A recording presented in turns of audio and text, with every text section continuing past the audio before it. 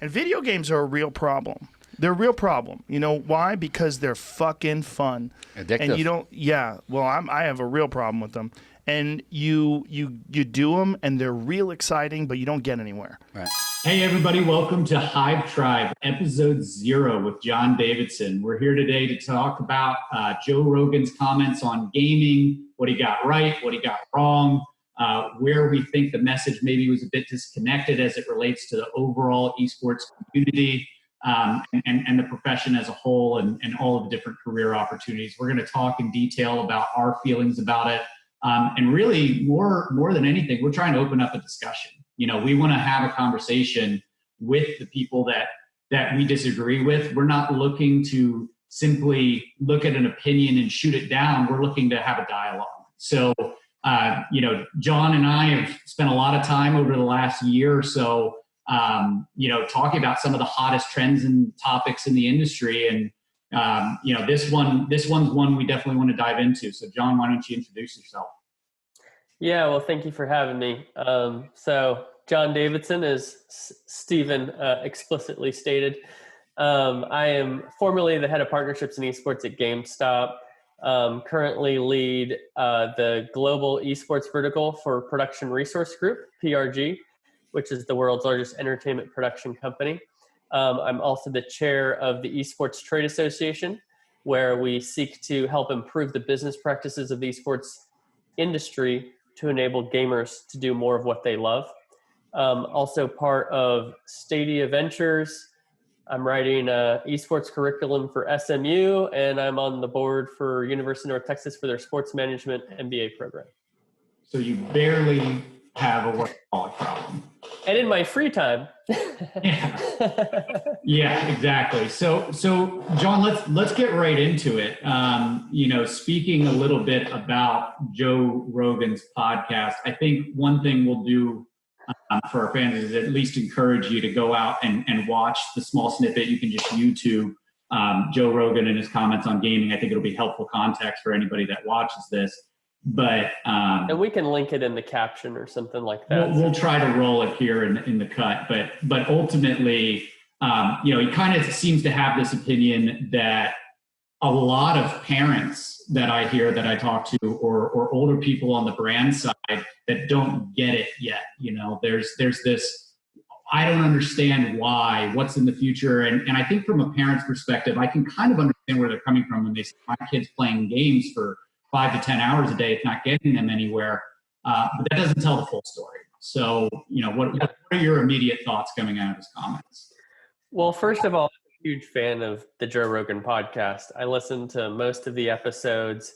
It's so cool how the vast opinions of people and backgrounds that he interviews is super interesting.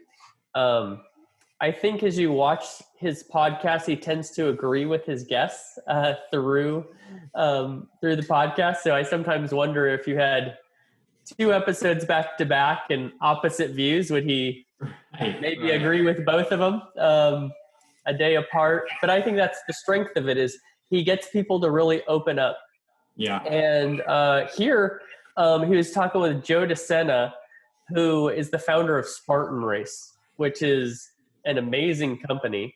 I've never done one. I would love to do one. Joe, if you're listening, let's get together. But, these are 2 guys who, number one, they're in their 50s, which was shocking to me. I had actually looked up the age of Joe Rogan. I mean, he looks better than I do, and he's almost 20 years older. So first of all, that's intimidating.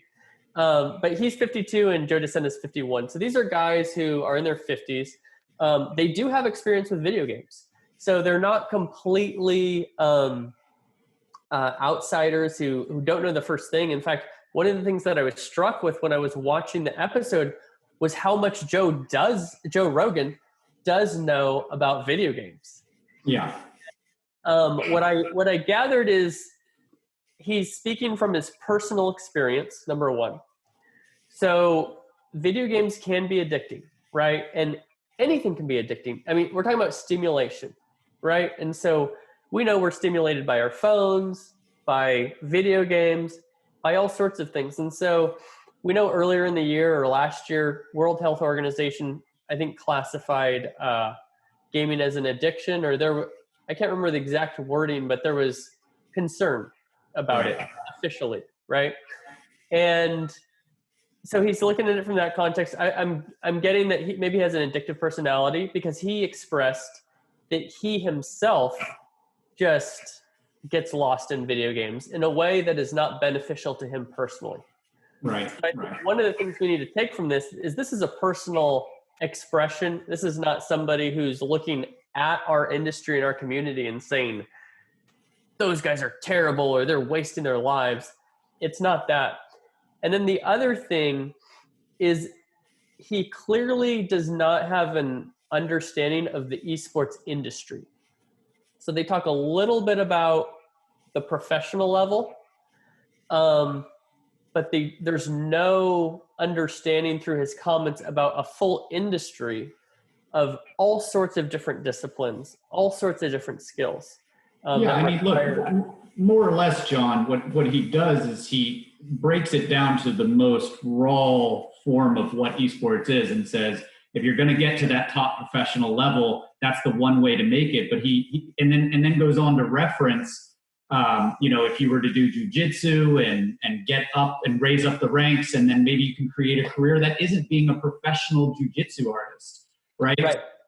But ironically, he neglects that in gaming. And it's like, I would agree with him that if your end goal is to become a professional gamer, that's a long road and a very likelihood of success, right?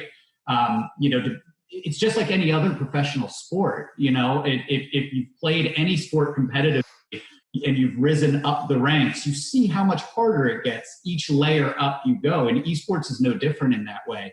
But the million opportunities for you in esports as an industry and how fast it's growing to get, integrated within the guts of it, and become a part of putting on events, become an influencer, become a coach, there's several different paths you can take. And, I was actually just on a podcast the other day, on Monday, talking with Blaine, the founder of Sanguine Esports, a Smite team in the Smite Pro League. And they're, asking us the mutual question of how do you get into esports? And it's almost like you decision to at this point. I don't think there's a ton of companies that are out there hiring and looking for talent. It's such an industry that people have so many passions for it that we're almost like volunteering our way in, right? I said that I got my start in the industry by paying to be a part of a program that got me an internship with a sports marketing agency that happened to be working with an esports client. And that got, my initial foray. He volunteered for, an esports event in Dallas and got thrown into the production team and learned what goes into putting on an event. And then turned around, I'm actually mentioning Jay DeSong here, but Jay then went to start MSU's esports program as one of the top collegiate esports programs in the country.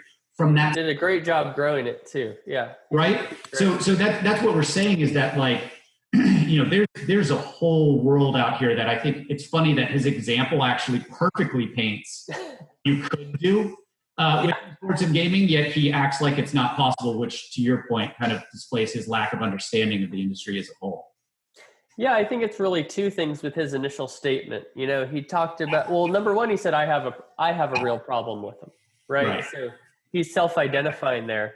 But one thing is he said, you play these games and you don't get anywhere.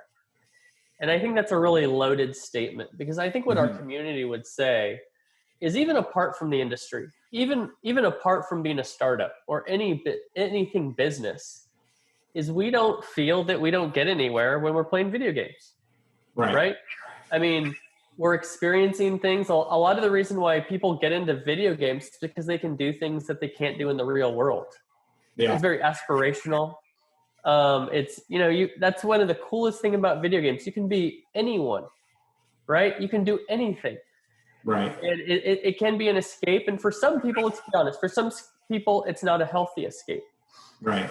And I think this is what I think we need to avoid as a community as well. I think anytime anybody has any criticism of gaming or esports, I don't think Twitter backlash is the right response. And I think this is a problem, a greater problem as a society that we have, is that we are losing the ability to peacefully disagree. We're losing the ability to debate ideas, right? We're just canceling people and we're saying, you don't have the right to say that. And when it's something that we're so passionate about and means so much to us, when somebody says what you care about, what you've devoted your life to, what you've done hundreds of hours in is meaningless, I mean, I understand that generates a strong reaction, right? But I think what would be better for our industry in the long run is when we get criticism like this, and this wasn't terrible criticism, there's much worse criticism out there, is that we listen, that we can be self-reflective to a point from the perspective that everything has some negative aspects of it, right? He's talking about jujitsu, Joe Rogan's very involved in MMA, UFC, right? Right. There's clearly some very dangerous things about that activity. There's clearly some very beneficial things about it as well, right? So I think if we can accept some criticism, what that does, and then engage in a conversation, what that does is rather than just canceling people, we're creating the opportunity to share knowledge that is beyond the perspective of the person giving the criticism. Yeah, no doubt. I think there's... Then we can share the benefits, which there are many. Yeah, look, John, there's 2 points you make there that I want to call attention to. The first being, just gaming and the lack of understanding, but kind of a personalized touch that he brought to it. I want to just bring up a point that I make when speaking with brands that maybe it's a brand side contact that has kids, but they don't understand it. Gaming is a lot like anything else in so much as you want to be able to, if you want to be able to understand it, you might as well play one of them, and get into it. And it's like, how many times in your life have you heard, well, I don't like golf. It's like watching the grass grow. It's so boring to watch on TV. And then the next question. Until you start playing golf. Yeah. And then the next question is, do you play golf? And they say no. And then you're like, well, then I think you've just disqualified yourself from having an opinion on this matter. Because the same thing relates to gaming. So what you try to do, and one of the things that's really unique to gaming is what's the reason that so many people hate golf? It's because there's a very high barrier to entry, right? It's very hard to get good at golf. So people go out, they fail, they quit, they never play again. Okay, right. With gaming, everybody just wants a good, healthy sense of competition, right? Yeah. So gaming has a way of positioning you with other beginners. So you're about to play golf with other people that are your same ability that have never played before. You might not hate it as much because everybody's duffing their tee shot. That's why Topgolf is successful. Exactly. They made sucking at golf fun. Yes, absolutely. Yeah. So when you look at gaming, though, I make this reference all the time. Like there's, I don't know if you've seen it, but on ESPN Plus, they have the Spotlight episodes where Peyton Manning diagnoses quarterback play from Sunday. Love this. Yeah. They're great and they're totally awesome as a fan that loves football to watch. But I'm not going to go practice what he's teaching me. I'm never going to get 20 people to go play football with me. How am I going to make that happen ever? So there's a very small demographic of people that can even put that stuff to real use. Whereas gaming has the ability for, if I'm watching a top player in the world, top gameplay of a title that I like, I can go practice that right away. And I can play with people that are at my own competitive level. So for people who don't understand it, to me, that's what gaming is. And that's why so many people like it, is because it has the ability for that water seeks its own level. I can play with people that are at, my competitive point, and it's always fun. I'm not playing above, I'm not playing below, I'm playing with people in that zone. And that's what keeps it healthy. I'm forgetting my second point, but that's important context to keep in mind here, is when you're thinking about the don't get it, I always try to put things in layman's terms of relating it back to like a sport that everybody can get their head around, like golf. Like totally. Golf because you don't play golf. You don't like esports and you don't get it because you don't play them. So, until we start to have that connective tissue, I think it's kind of a tough position to start a conversation. And then, to your point about, we need to have a more open conversation about not be cancel culture. Let's not shoot down things. I mean, look, that's a societal can of worms that you're opening up. That's like diagnosing how we interact with one another over the last 10 years, right? And as technology increases, we get a little bit safer, and COVID presents some dangers with that, right? Like our worlds have shrunk to the size of our house, our yards, our grocery store, and the people that we talk to on the phone. So, people, I think right now, the danger that sits out there is we have a propensity right now where it seems almost like it's right in front of our faces to get locked into our own opinions. I mean, the news articles that you read, that you listen to, where you get your news, you're picking people that you already believe their views, right? So we're becoming polarized. And I think your point is really good, that we as a community of people really need to seek that connective tissue and have open source and communication. Because otherwise we're going to end up just being two people on two sides of a room screaming different opinions at each other. Right. And I think a big part of that has to do with parents. And so because gaming has to do with so many young people, with youth, is you have a lot of parents involved with what they're able to do, what they're allowed to do, what they're encouraged to do, right? And we fear what we don't understand. And so this is changing because younger parents have grown up gaming, but older parents did not. And there's some younger parents who did not as well. And if we can enable parents to understand is the positive aspects of gaming, it's going to enable them to understand how they can encourage their children and their passion in a way that is beneficial and healthy.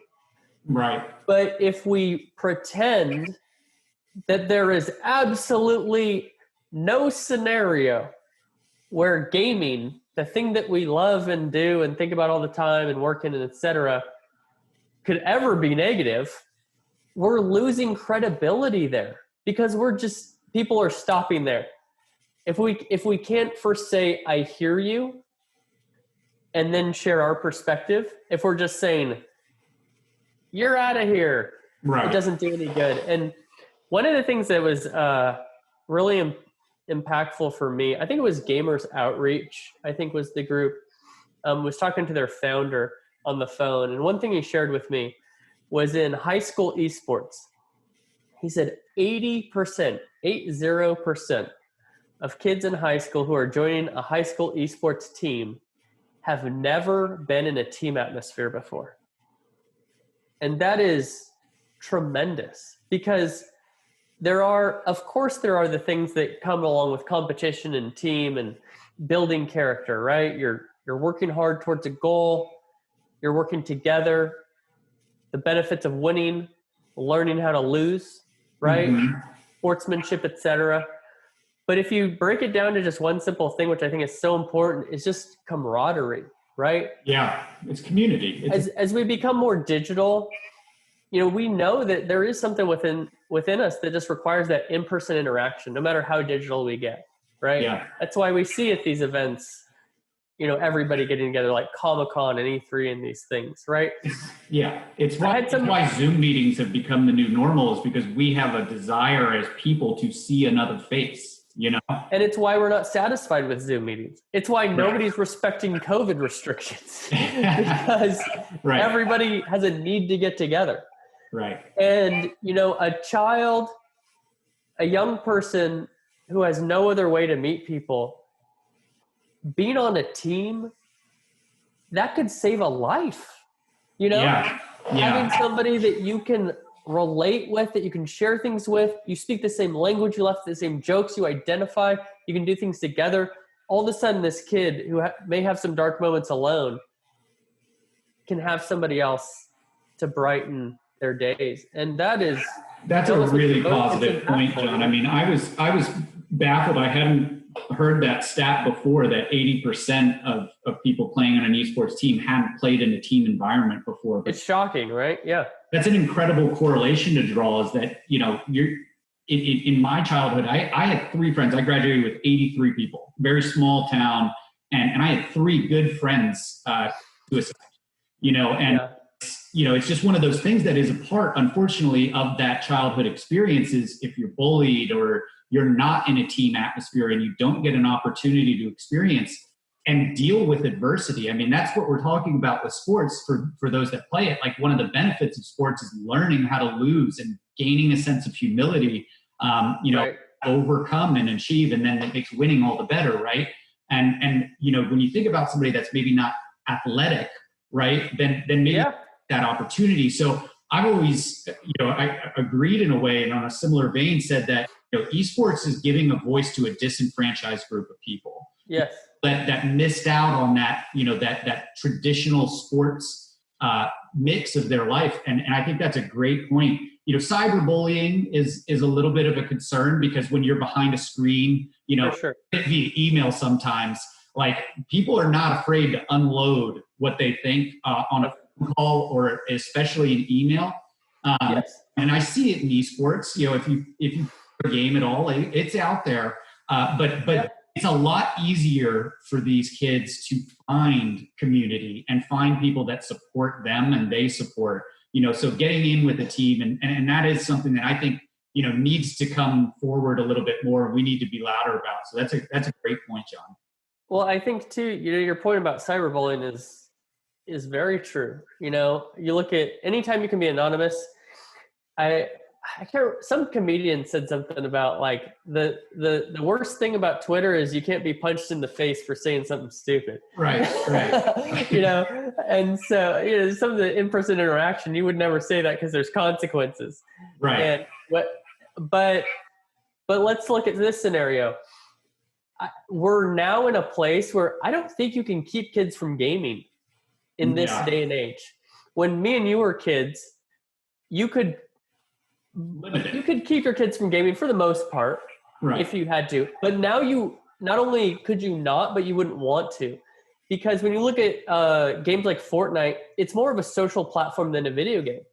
Yeah. Right? And so you actually keeping your child from gaming could hurt them socially.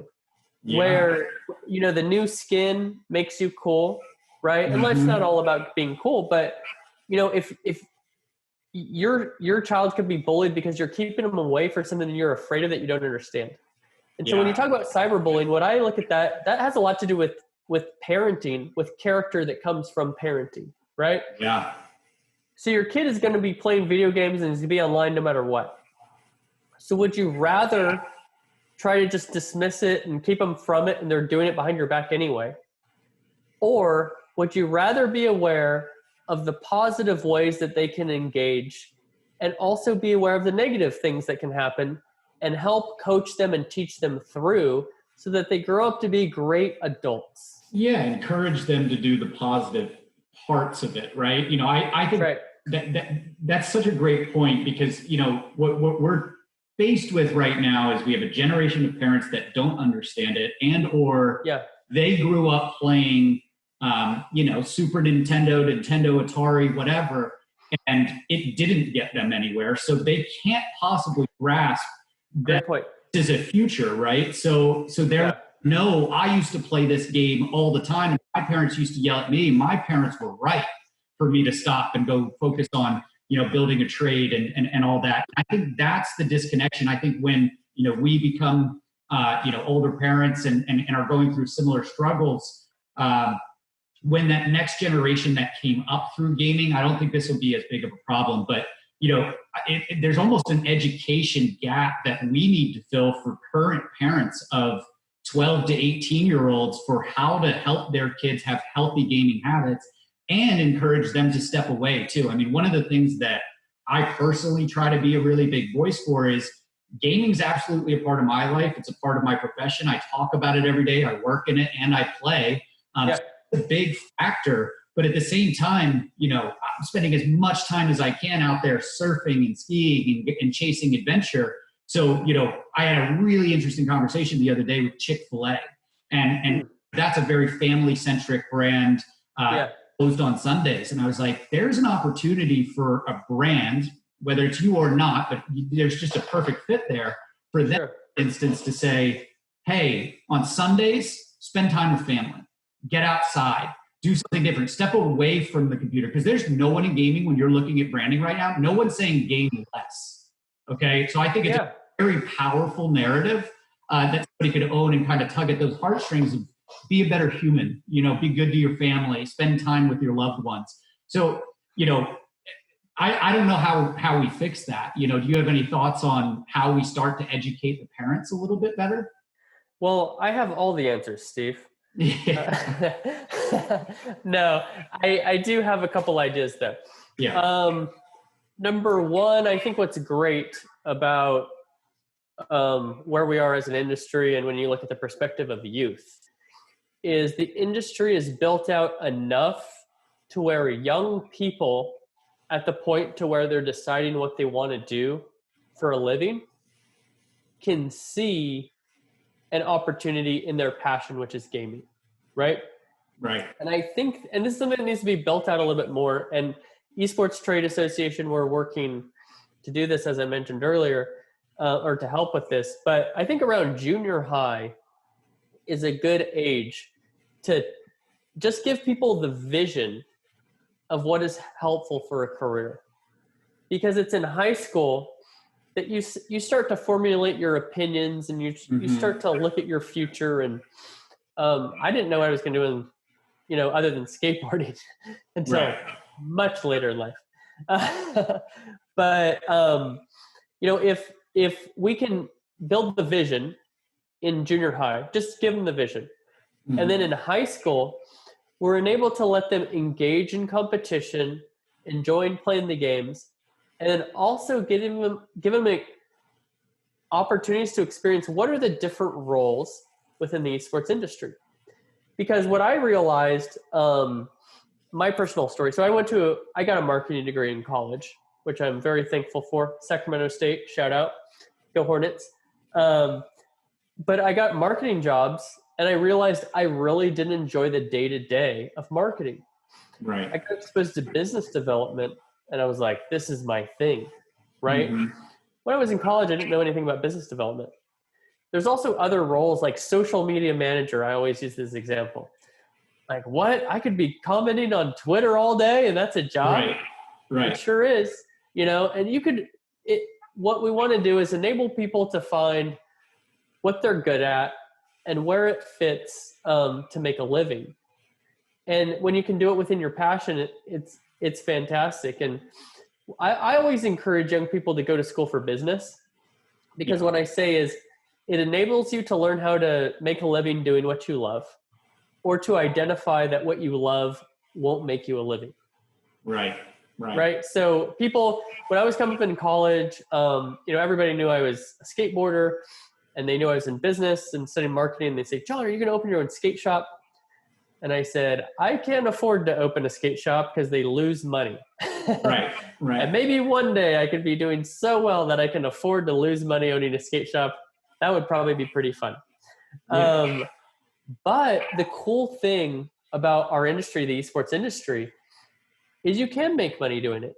Now, also, there's a lot of struggles. There's issues with monetization. And so that's where we need those creative minds, to say, how can what has worked forever, like media rights, right? I'm not an expert on media rights by any stretch of the imagination, but I've talked to people who are. And I said, why don't we have media rights figured out for esports? And the answer is programmatic television is very easy to figure out. Right. Streaming is not. Number one, you can pirate it much more easily. But also our tournaments, our events go, unless it's Rocket League or something that's a scheduled time. If who wins, 3 of 5 maps, you never know how long that's going to go. Right. And so that's difficult from a media rights perspective. And those are major challenges. So there's no way for you to say, hey, this match is going to take 30 minutes. It could well take 3.5 hours, Right. Doing? Are we rolling a 30-second spot for you every 30 minutes? Are we doing more? Yep. And that's part of the challenge that you're faced with.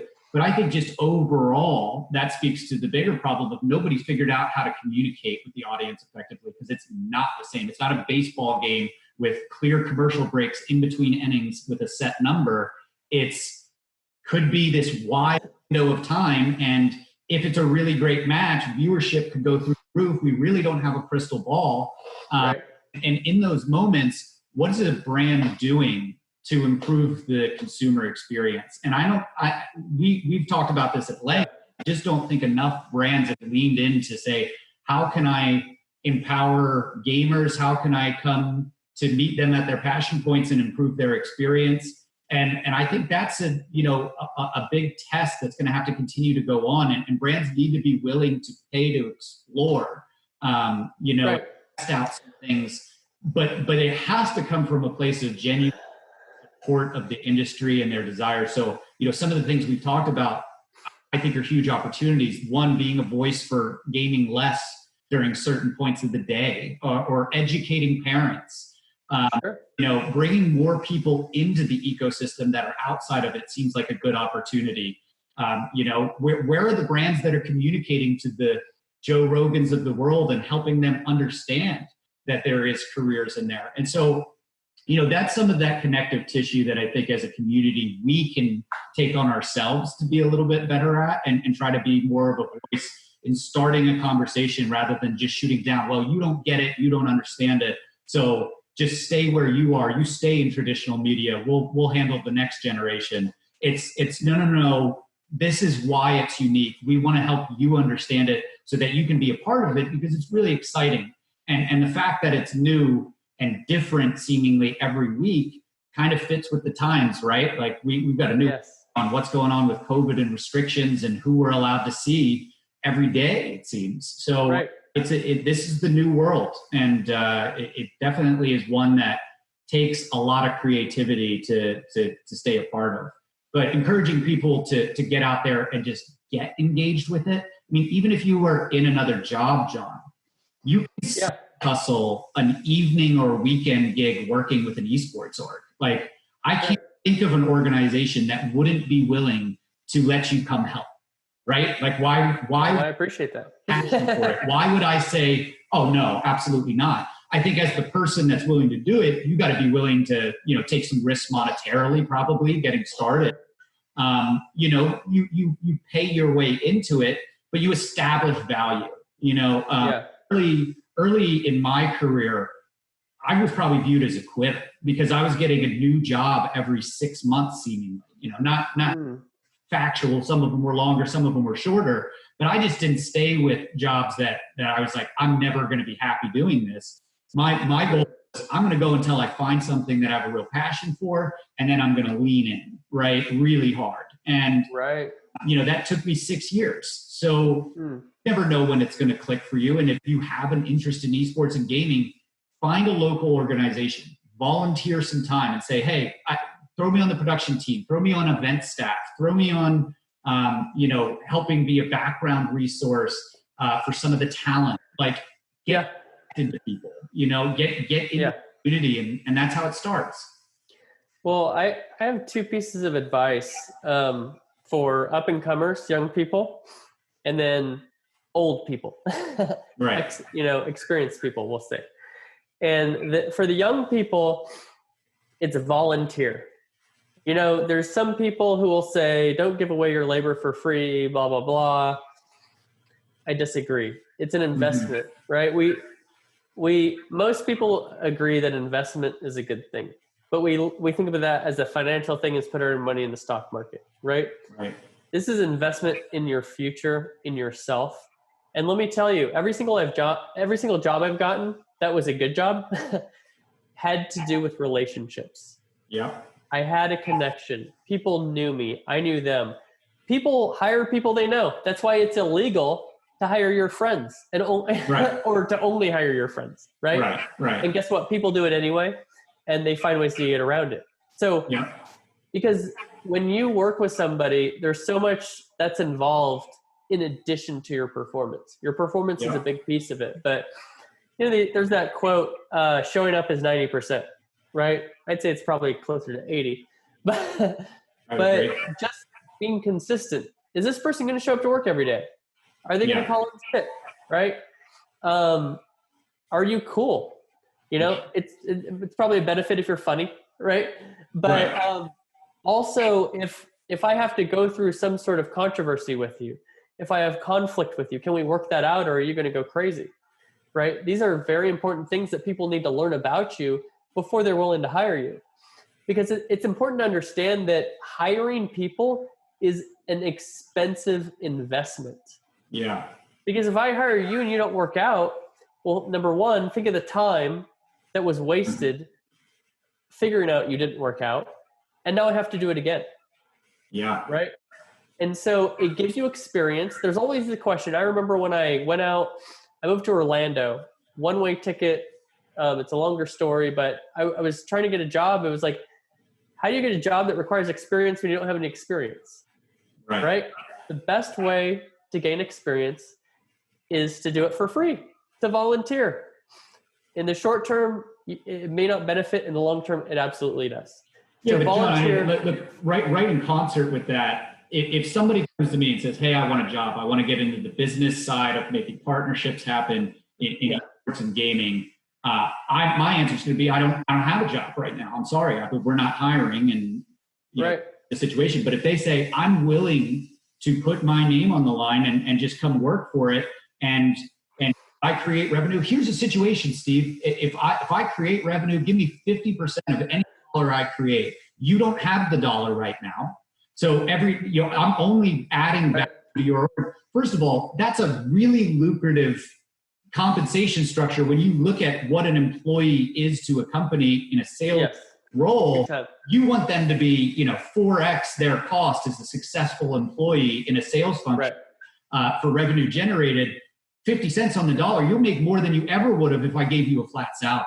So I think just being willing to put yourself out there, be creative, and say, look, I'm willing to go out and put my money where my mouth is a really good mentality. And just, I'll volunteer the time. I think it's great that you're talking about as an investment. Investing in yourself, I would say, is much more worthwhile than investing in stocks, because you have more control 100%. over what your outcome is, right? So, that's a conversation we could go on about for hours. I've really enjoyed the discussion today, John. One thing that I'd really like to come back together with you on in the future is one of the things that I think is the coolest aspect of esports and gaming is it's a platform for individuality, right? The reason Fortnite is so successful is because of how individualized you can make your avatar, right? How unique, the self-expression that it lends to it. And esports as a community is really good about that. The fact that influencers have a career and make as much money as they do is because people love the individual that they are, right? And the unique that they're bringing to the world. It's a whole new flavor. It's kind of unmonitored in a sense, in a lot of ways. And some brands are scared of that. They're scared to get involved with certain people, from that side of the business. There's some unknown, absolutely. But from the gamer perspective and the community perspective, having a group of people that are excited about who you are and a platform to be loud about it. That's why it's rare to see a super young gamer, because they're kind of struggling with who they are and how loud they want to be. But gaming allows them to get there a lot faster than any other medium I've seen. And I think that's a cool topic for another conversation down the road. But it's been a lot of fun talking with you, John. Is there anything in closing that you would say to our fans? Yeah, well, one thing I'll add is I didn't share for the experienced people, so I'll make that brief. But people who are experienced professionals in business, I encourage you to seek out somebody who is young, a college kid, probably who is sharp. I've done this myself. I have connections with a couple guys who are in college, and I give them advice from my experience, and they give me their perspective on things directly, like from the ground, right? Because there's this disconnect between experienced people and the gaming community. And so just want to encourage you in that. It's going to be beneficial for both parties. last thing I just want to plug is, we're doing at Esports Trade Association, super proud of what we're doing, and I would just encourage everybody to follow. It's something we've been building from the ground up, so building from nothing to something, and we really want to help the industry improve the business practices, right? Like if we look at like what we enjoy doing, we enjoy playing games, which is dependent on money, right? We enjoy going to events, which is dependent on money. A lot of that money is coming from sponsorship. We need to find other ways, other places it's coming from. But one example is if partnerships with non-endemic brands is generating a larger ROI, we're going to have more money to fund what we love to do, right? So we just built our board, individuals with 2-year terms. They're going to have, we're announcing that soon and super excited about it. We have a virtual conference September 21st and 22nd. And not only are there a lot of panels that are going to provide a lot of great knowledge and insight, but we're providing virtual networking because we want to bring people together who are complementary. People from agencies with brands, people from teams with brands, et cetera. And so if you want to benefit our community, get in touch with me and get involved. Thanks, John. That's incredibly helpful and really appreciate the advice and opinions that you shared today. What's a good way for people to reach you if they want to reach out directly? Yeah, thanks for asking. So on LinkedIn and Twitter are the 2 ways. So LinkedIn, just look up John Davidson Esports or John Davidson PRG. There's a picture of me skateboarding in a suit. I think that's the only one on LinkedIn, so easy to identify. And then on Twitter is at John Davidson, but zeros instead of O's. So J0 HNDAVIDS0. And hit me up. Awesome. Appreciate it, John. Thanks for joining us again. Episode 0 was a lot of fun. I'm sure we'll have you on again. Looking forward to the next version. Yeah, thanks for having me. Take care, bud.